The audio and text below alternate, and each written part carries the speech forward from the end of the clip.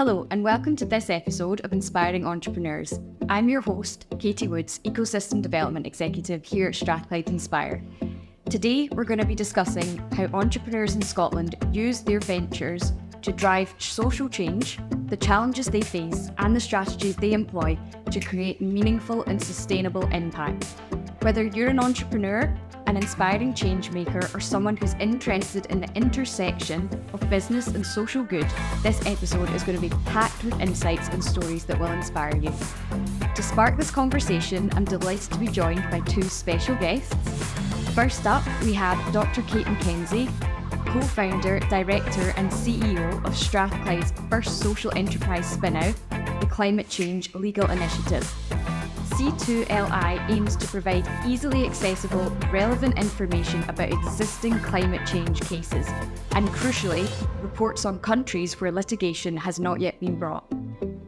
Joining Kate is Manish Joshi, a long-time Strathclyder, Professor of Practice for Social Innovation at the University and Non-Executive Director at the Scottish Government. So thank you so much for joining us today.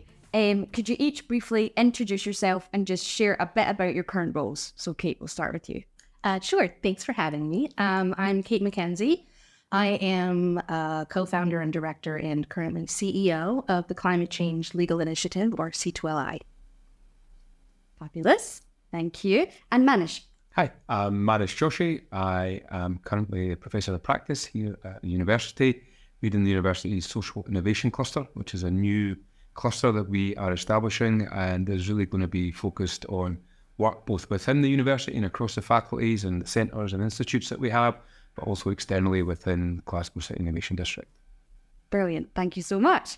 So Kate, can you just share your sort of journey to founding C2LI and what kind of inspired you to create Strathclyde's first ever social enterprise? Yeah, sure. Well, we didn't know we would be the first ever social enterprise at Strathclyde. But so we kind of started when I first came to Strathclyde, originally to do a master's degree, a legal master's in LLM, because I had practiced in the States for 15 years and I really wanted to get back into environmental law and climate law. Mm-hmm. So the way that I thought to do that was to get an LLM. And Strathclyde had just a fantastic program. So I came here, and during that first year, I met co-founder and co-director Francesco Sindico, who is now a professor in the law school here at Strathclyde. And he was in the process of working on a book that looked at climate change litigation across the world and really focused on countries that we refer to as not the usual suspects, that are not always talked about in the climate litigation space. So countries outside of Europe and North America, essentially. And that book was really pivotal for everything that we did, because we really wanted to make sure that this was not just something that would land on an academic library shelf somewhere, but that we could turn it into a practical tool. And so that kind of started our thinking on how do you make a book that is an academic output into a practical tool. And that was kind of where we started.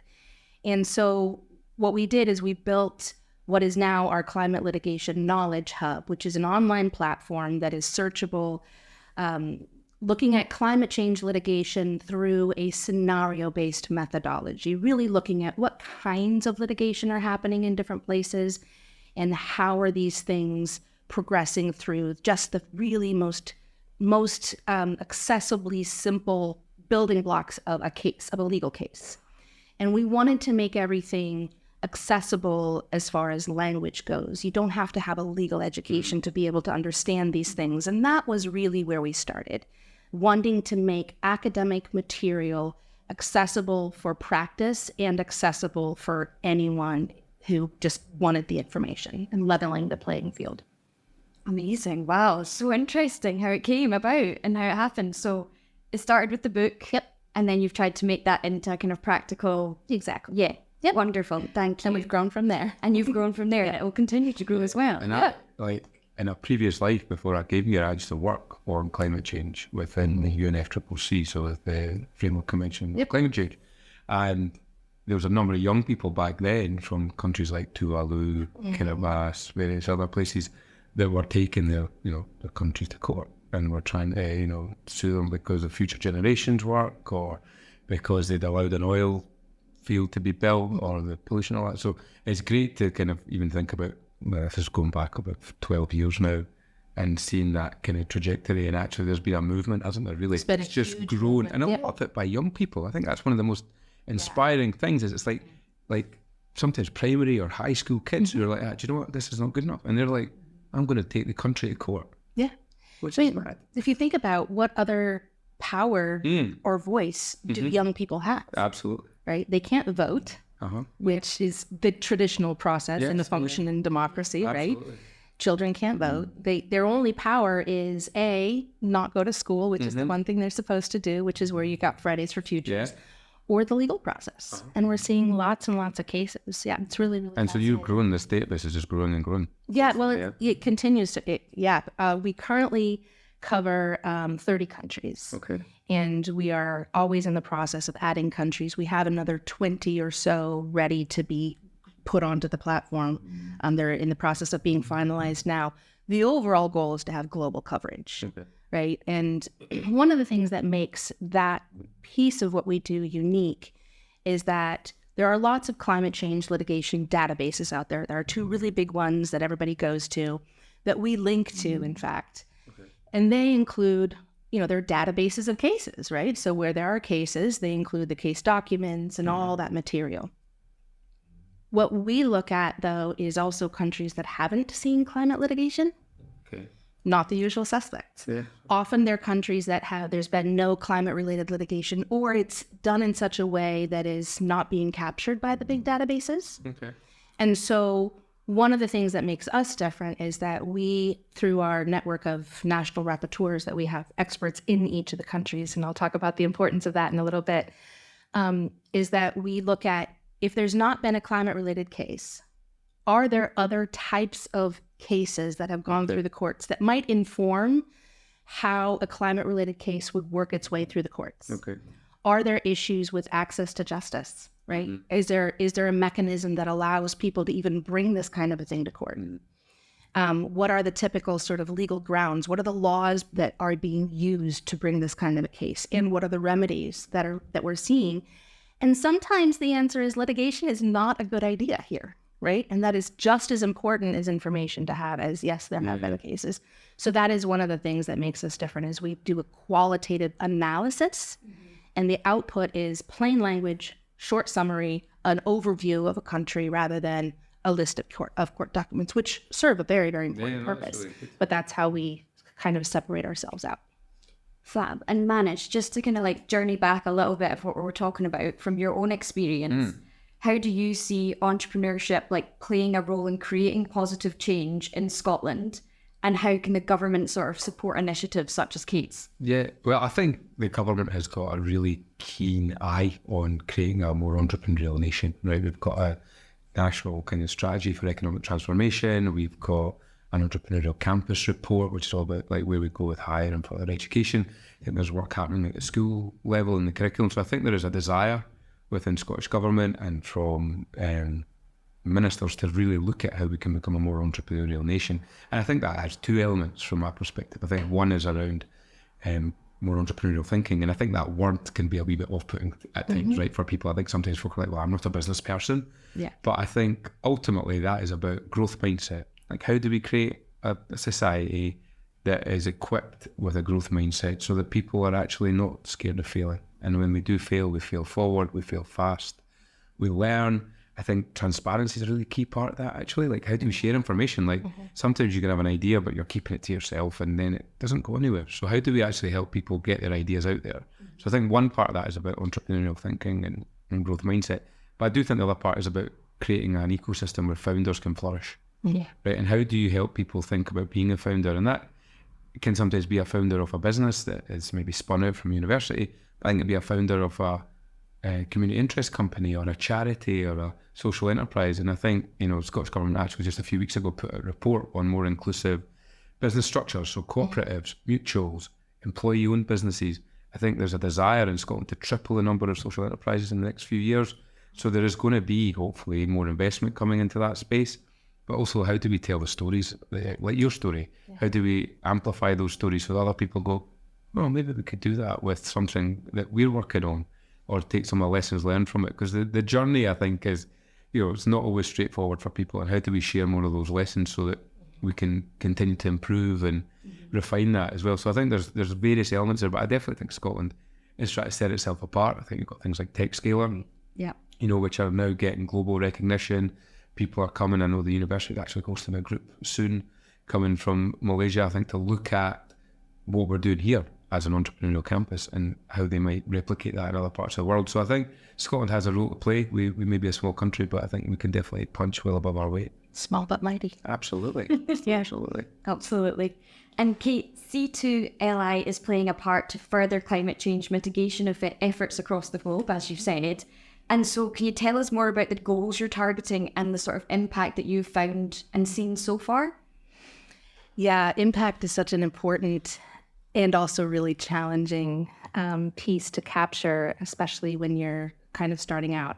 So we're only we're in our 9th month now, so we're still quite young. We had, a bit of a scale up while we were still within the university, but we only spun out and incorporated in December last year. So we're in our 9th month now. So impact is something that is, it's a huge part of the vision of what we do in the first place. Capturing and measuring that on the other end is really challenging. And still early. And still very early, yes. So we have, so first I have to say, so climate mitigation is not the end of the story, because we function globally, essentially. We also, climate adaptation is equally as important. And we're having to shift the kind of climate cases that we look at through our litigation hub to now also include those adaptation style cases, because historically it was all focused on mitigation, right? How do we keep the worst from happening? And now we're seeing more and more cases on requiring, sort of looking at adaptation, because it is already happening. And so we need to be taking action that protect people from the worst that is already happening. So it's taken a broader perspective from climate mitigation to also include adaptation. Everything we do comes from our vision of a world where the climate crisis is no longer an existential crisis, right? People are currently dying. So that is our vision. It's an ambitious and bold vision, but our mission there is to really strengthen understanding of the law and legal expertise in order to be able to take just and transformational climate action. That language to us is really important, right? Obviously, strengthening legal expertise and understanding in the law is important, because we think that the law is a really powerful tool to get to where we all need to get collectively, whether it's at the international, national, or subnational level. Law and policy drive things, right? So we think that that's a really, really important tool. But we also recognize that you can't use the law if you don't know it, right? And so, long way of getting around to impact. One of the ways that we're hoping to have impact is through our work with the legal profession, right? So what can we do to upskill and increase knowledge around climate change in the legal profession? If you think about law firms, for example, all of the people who work in a law firm who are client-facing have to advise their clients. It doesn't matter what area of law they're talking about. They should also be giving climate-conscious advice. They should know how climate change is impacting their practice area. That's a first step, getting the legal profession to being conscious of climate change. The more important and crucial step for us is getting from climate-conscious lawyering to climate-competent lawyering. And that then shifts how advice is given to clients. So there's our impact just on that measure alone. If we are working with law firms and upskilling the lawyers' understanding, that has the potential of impacting all of their clients, right? Now the clients are now getting advice on conveyancing or corporate law or contracts or anything else with the lens of climate change applied to it, they're now able to make better decisions when it comes to their own internal decisions from a corporate perspective. The importance of the language on a just and transformational climate action that is included in our mission, that is a nod to the importance of a just transition. And that really is looking at making sure that nobody is left behind, that when industries, oil and gas, fossil fuel related industries are phased out, that workforce has somewhere to go, has access to being retrained, new skills training, and options and choices for continued positive economic life. It also means that we'll get to ESG and that kind of a thing later, but it also means that looking at equity and diversity and inclusion has to be a fundamental piece of everything we do to get to that just transition, and then transformational climate action being not just, I'm going to post something online, but actually taking action where you can. So impact is huge and yet to be figured out how best we measure it. But we have really, really big dreams and really big goals of having outsized impact to what we do. And I think that links so nicely to Strathclyde's values, being ambitious, being bold, it's like the entrepreneurial thinking values as well. And so Manish, just wanting you to come in here just about given your background, how important do you think it is for institutions such as Strathclyde to support, entrepreneurship in this form particularly? Yeah, I think it's critical.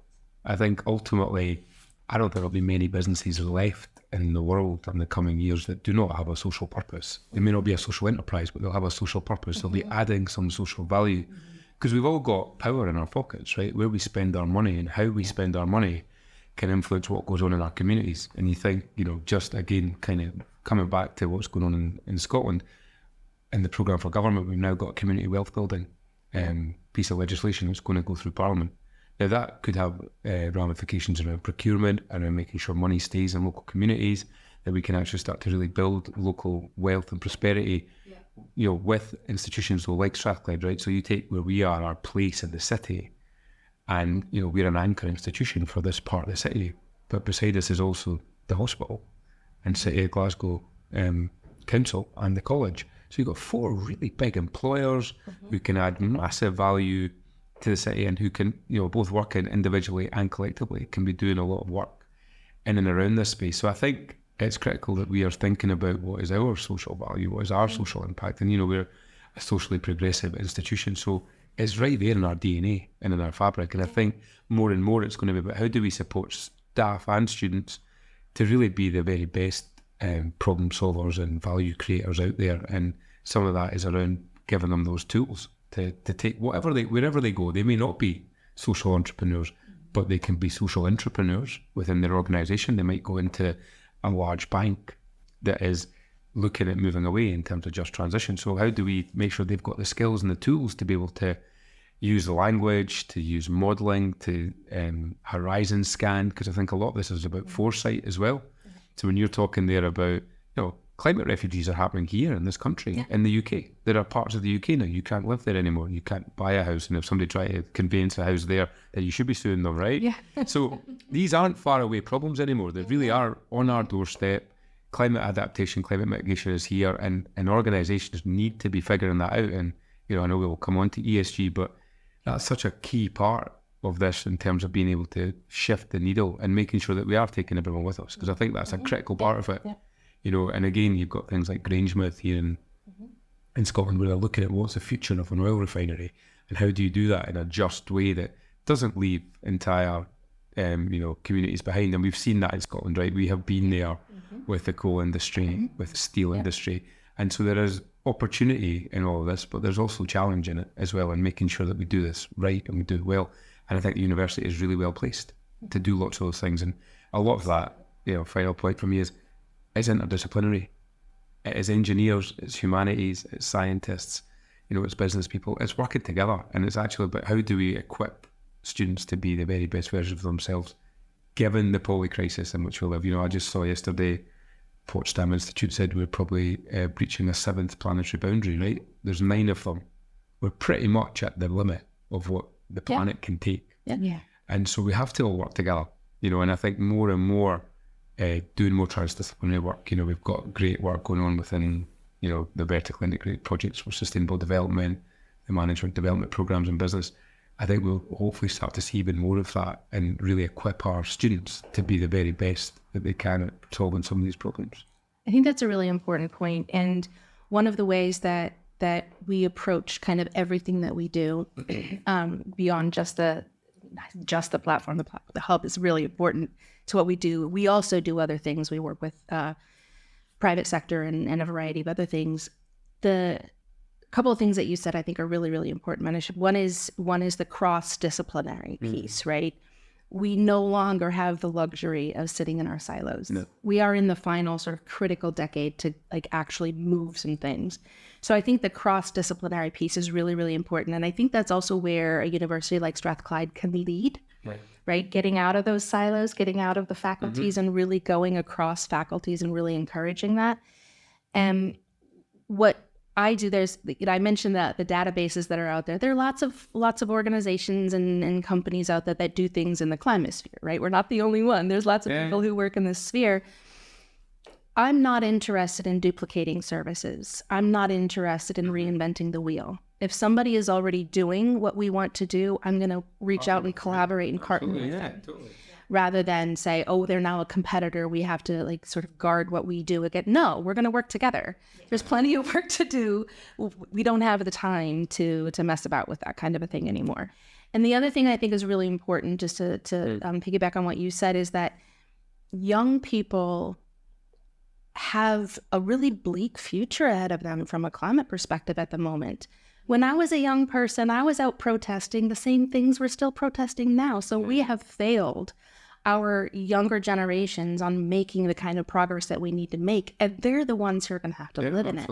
So I think it's important to, yes, give them the tools. Yes, give them opportunities. I think there's a piece that needs to be included, which is empowering them. Absolutely. Empowering them to be able to say, there's a problem here and I can fix it.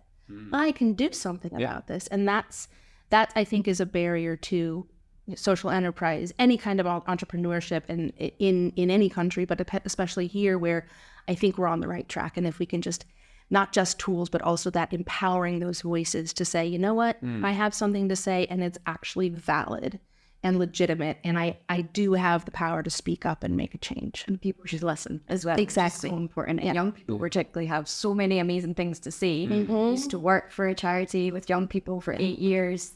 It was incredible, and they have so many good ideas, and people just sometimes didn't always listen, which is a shame. But yeah. So, Kate, we've kind of touched on this already.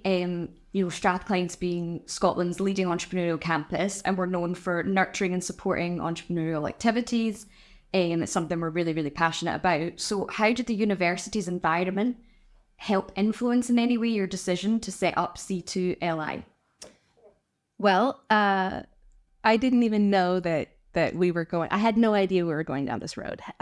We were, Francesco and I, with our students and our network of people, started building this thing, and we had no idea where it was going to go or what it was going to become. It just was a useful tool, and we had the incredible experience of every time we talked about it, every time we had a book launch for the book that Francesco had been working on, and at that book launch, we said, if anybody wants to work with us, here's what we're doing. And we were flooded with people. At some point, I had 28 research assistants sitting in 13 different countries, all doing pro bono work to help us get this up to date. And that was just the research assistants. Beyond that, we had, and we still do have, a network of 60, 70, 80 people who are in the different countries as national rapporteurs who pro bono give us all of the work, that the information that ultimately gets turned into what's on the platform. So it was an incredible thing that we were building, but we didn't really have much of a direction. And I honestly don't remember how it happened, but somehow somebody suggested that I attend a pitch meeting or a pitch workshop. I think at the time was how to develop a pitch. And because we were already so far down the road of what we were doing, I ended up talking with the folks who were facilitating that. I was like, this isn't really like, I'm not trying to generate a pitch. I'm just trying to understand where we could maybe go. And then I was invited to a conversation with CEIS and the Challenges Group early on. And I think this is probably in 2019, 2020. And they were saying, there's something here. We'd be really interested. And that didn't really resonate to me because I was just like, I don't know what you're talking about. What do you mean there's something here? What does that mean?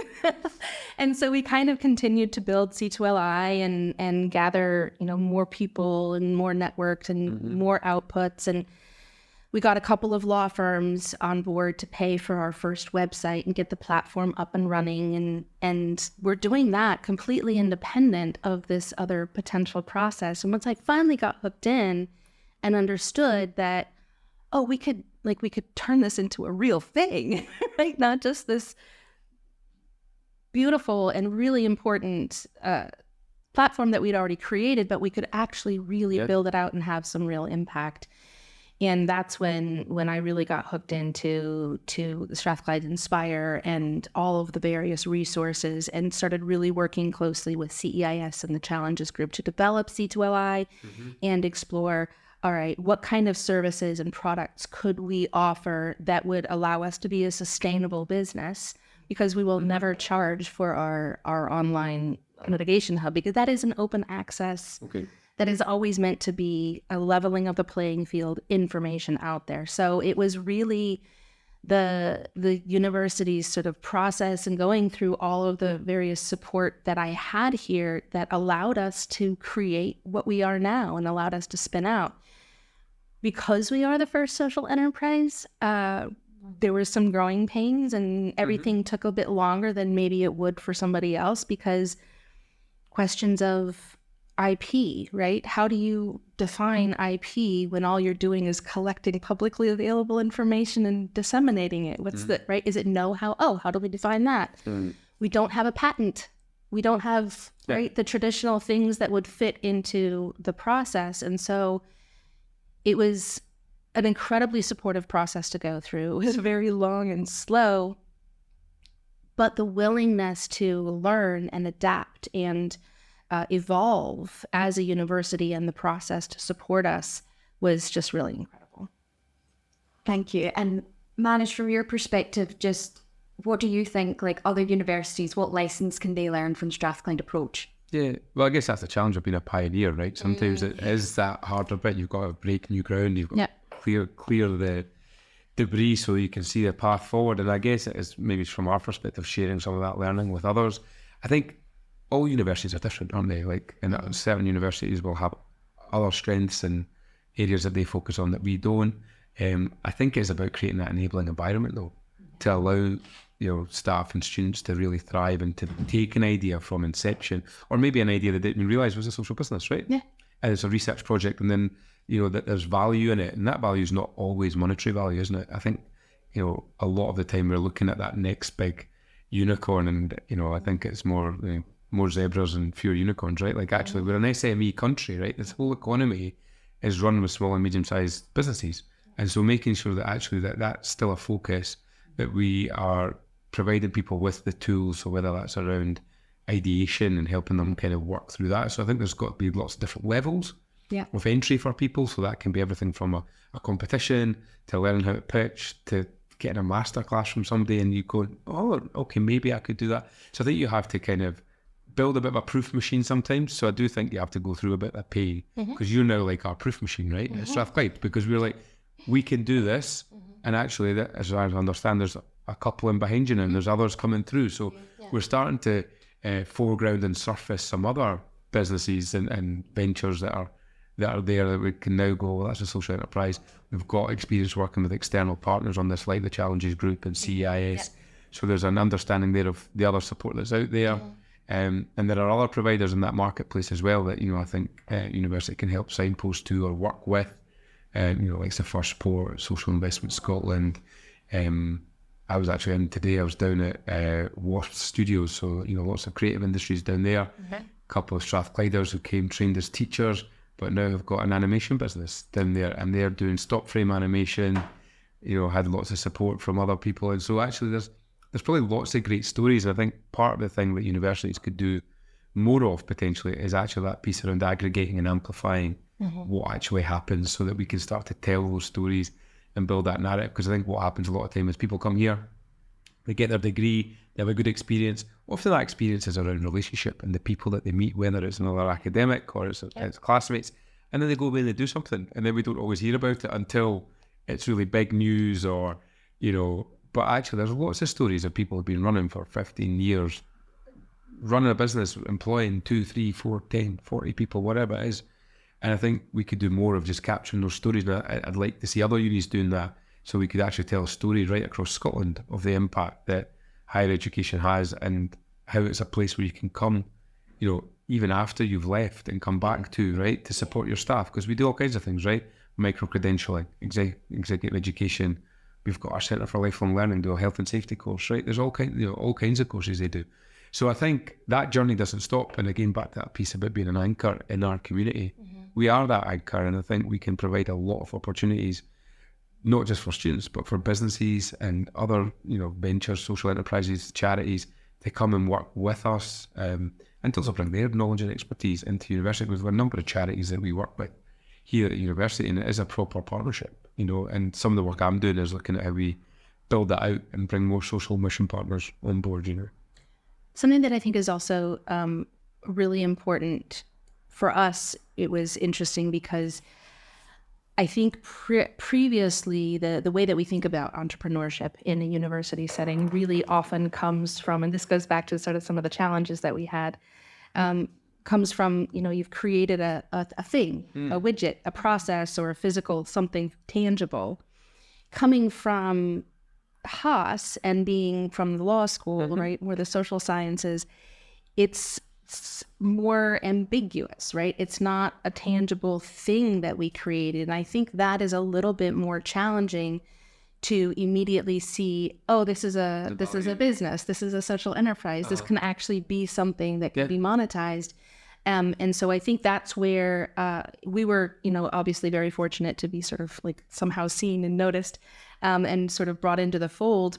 But I think that's something that universities can do a better job of, is looking beyond just the engineering type of mindset, the business school mindset, and saying, oh, there's maybe some interesting things happening in social sciences as well, which I think is important, and especially for some of the problems that we're facing. But you made that point earlier about policy, right? Like, policy kind of drives everything, right? And we've actually got a government now in the UK government, which I think every single one of them is a humanities and social science educated person. So, you know, if you do all right in that, you might be running the country one day. But I think there is that element of policy is so important. And I think, how does that then permeate other aspects? So how does it, that intersectional bit that you were talking about earlier on, it's so critical if we're going to build 21st century organizations and actually transform our institutions all need to transform, right? Whether it's local authorities, universities, absolutely, right? And so I think a lot of what happens in other subjects, other disciplines, can really help with that enabling and that process, you know. And so I'm hoping that, you know, through some of your work and some of the other work that's going on here at the university, we start to see a bit more of that, and people start to go, all right, well, this does make sense to work together. Don't forget to hit that subscribe or follow button from whichever platform you're listening on. And if you have any feedback, we'd love you to leave a rating or review, as this can help new listeners find us. Thank you.